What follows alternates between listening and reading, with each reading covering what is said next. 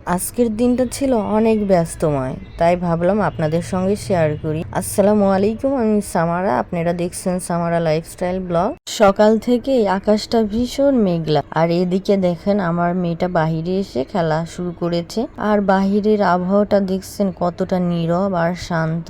আর আমার মেয়েটা কোনোভাবেই রুমে যাবে না, ওইখানেই খেলবে। বাহিরে এত মশা, অনেক গাছপালা তো এই বাসায়, প্রচন্ড মশা।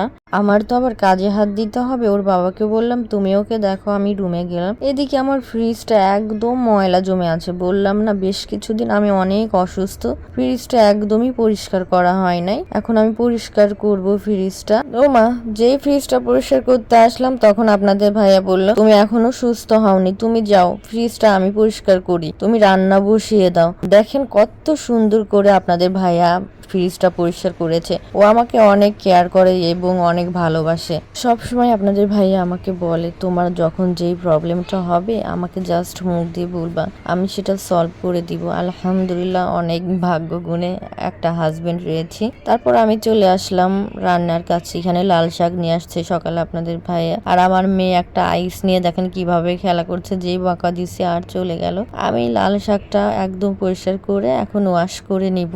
শাক আমার ভীষণ প্রিয়, লাল শাক এবং সবুজ শাক। লাল শাক আর সবুজ শাক হইলে আমার আর কোনো কিছু লাগেই না। কলমি শাক আমার তেমন একটা পছন্দ না। কচু শাকও আমার ভালো লাগে, বাট আমার প্রচুর অ্যালার্জি, এই কারণে কচু রিলেটেড আমি কোনো কিছুই খেতে পারি না। এখন আমি সুন্দর করে শাকটা ওয়াশ করে কেটে নিয়ে রান্নাটা জাস্ট বসিয়ে দিব। আর আপনারা অবশ্যই কমেন্টস করে জানাবেন শাক সবজি খেতে কে কে পছন্দ করেন। আমার শাক সবজি ভীষণ প্রিয়, আমি মাঝে মাঝে বিভিন্ন ধরনের সবজি করি, অবশ্যই আপনাদের সাথে শেয়ার করব।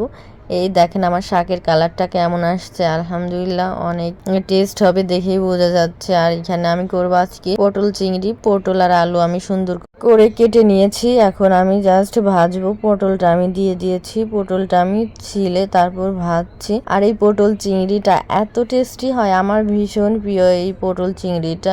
আর এভাবে আপনারা কেউ কি কখনো পটল দিয়ে চিংড়ি রান্না করে খেয়েছেন কিনা অবশ্যই জানাবেন। পটলটা একটু ফ্রাই করে নিলে অনেক টেস্ট লাগে, আর কাঁচা পটল দিয়ে রান্না করলে কেমন যেন একটু শক্ত শক্ত লাগে, ভালো লাগে না। আর আলুটাও আমি এখানে ফ্রাই করে নিচ্ছি। আমার আলু আর পটল দুটোই ভেজে নিচ্ছি, কারণ ভেজে নিলে টেস্টটা দ্বিগুণ বেড়ে যায়। লাউ চিংড়ি বলেন, পটল চিংড়ি বলেন, আমার চিংড়ি দিয়ে যে কোনো সবজি অনেক বেশি পছন্দ।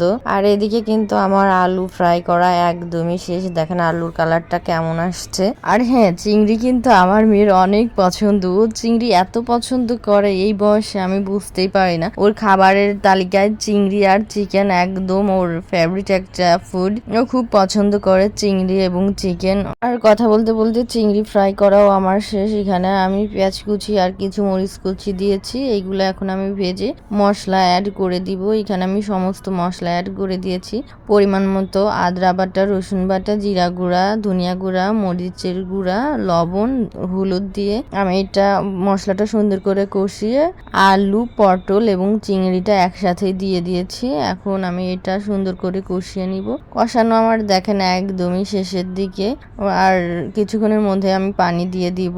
আর বাসায় যদি আপনারা এই চিংড়ি পটলটা করতে চান তাহলে এই রেসিপিটা অবশ্যই ফলো করতে পারেন। আর যদি কারো এই রেসিপিটা ভালো লাগে আমাকে বলবেন, আমি কমেন্টে বা ডিসক্রিপশনে জানিয়ে দিব। আর এখন আমি কিছু পানি দিয়ে এটা ঢেকে দিব।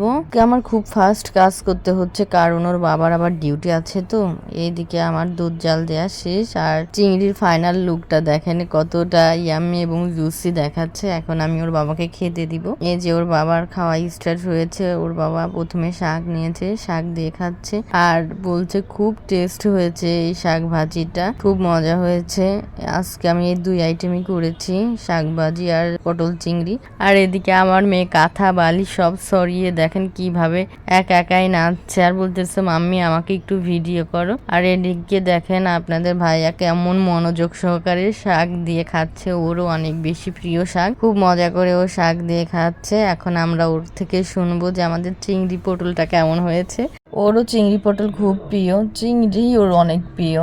আর আমি ওকে, ও খাচ্ছিল আর আমি ওকে বারবার জিজ্ঞেস করছিলাম যে বলো কেমন হয়েছে। ও আমাকে বললো চুপ থাকো চুপ থাকো, আগে খেয়ে নি, খেতে তো দিবা। আর বলছিল যে অরিজিনালি অনেক মজা হয়েছে, খুব মজা হয়েছে এই চিংড়ি পটলটা। মাঝে মাঝে এই চিংড়ি পটলটা করবা, আমি অনেক দিন পরে এই চিংড়ি পটলটা করেছি তো, তাই আমাকে বললো যে তুমি মাঝে মাঝে এই চিংড়ি পটলটা করতে পারো না, এটা অনেক বেশি মজা। আর আমার মেয়ে পিছন থেকে এসে আমাকে ধাক্কাচ্ছিল আর বলছিল মাম্মি আমাকে একটু চিংড়ি দাও না, আমি একটু চিংড়ি খাই, প্লিজ মাম্মি আমাকে একটু চিংড়ি দাও। আর আমার ভিডিও আপনাদের কেমন লাগে অবশ্যই কমেন্টস করে জানাবেন। আর ভিডিও ভালো লাগে থাকলে অবশ্যই লাইক কমেন্ট এবং শেয়ার করবেন।